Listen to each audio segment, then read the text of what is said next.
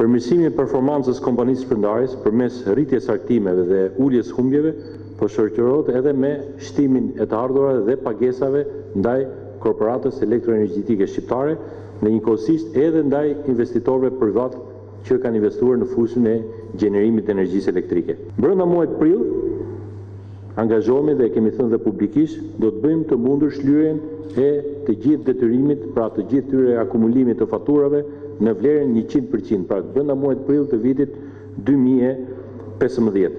Ndërkaq, rritja e likuiditetit dhe fillimi i shlyerjes së borxheve ka ardhur në sajt performancës më të mirë të shoqërisë shpërndarjes, si dhe të gjithë sektorit në tërësi, përfshirë edhe 2 kompanitë e tjera OST-ja dhe Keshi. Mesatarja progresive e humbjeve për periudhën janar-nëntor të këtij viti është ulur në 37.8%, ndërkohë që në vitin 2013 e njëjta mesatare ka qenë 45%. Pra dhe këtu kemi të bëjmë me një rënje drastike të humbjeve. Për periudhën janar-nëntor 2014, krahasuar me të njëjtën periudhë të një viti më parë, arktimet janë rritur me 8.2 miliard lekë ose thënë ndryshe 23.5%.